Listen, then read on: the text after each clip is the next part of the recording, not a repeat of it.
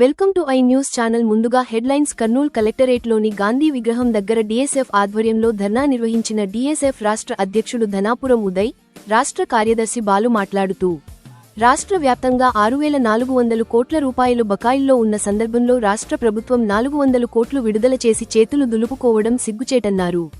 Fee reimbursement బకాయిలు 6,400 కోట్లు ఉంటే కేవలం 400 కోట్లు మాత్రమే విడుదల చేయడం సరికాదని, పూర్తి బకాయిలు చెల్లిస్తే ఏ ఒక్క విద్యార్థికి సమస్య రాకుండా ఉంటుందని వారన్నారు.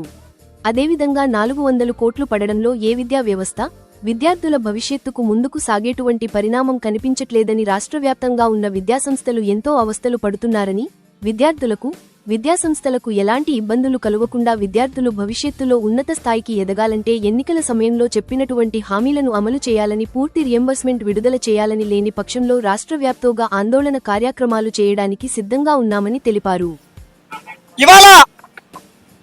ఇవాళ కర్నూలు కలెక్టర్ కార్యాలయం గాంధీ విగ్రహం దగ్గర మరి డిఎస్ఎఫ్ ఆధ్వర్యంలో ప్రెస్ మీట్ నిర్వహించడం జరిగింది.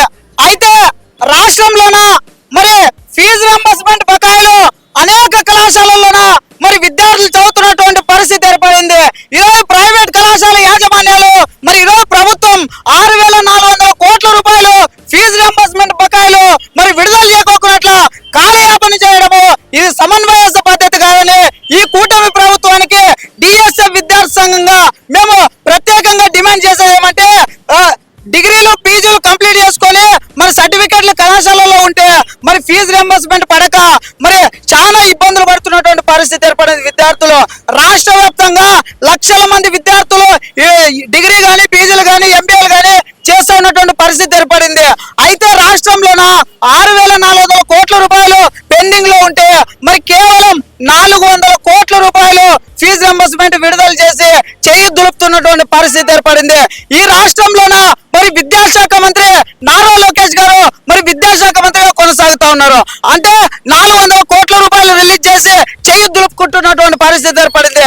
యువగలం పాదయాత్రలోనేమో మరి ప్రతి ఒక్క విద్యార్థికి కూడా న్యాయం చేసే విధంగా మరి హామీలు ఇవ్వడం జరిగింది.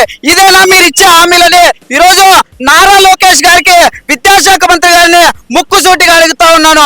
ఈరోజు విద్యార్థులకు ఫీజు రింబర్స్మెంట్ పడక చాలా ఇబ్బందులు పడుతున్నటువంటి పరిస్థితి ఏర్పడింది. కనీసం కళాశాలలోన మరి సర్టిఫికేట్లు అడిగితే ఫీజులు కడితేనే మీ సర్టిఫికేట్లు ఇస్తామని చెప్తున్నటువంటి పరిస్థితి ఏర్పడింది రాష్ట్రంలోన.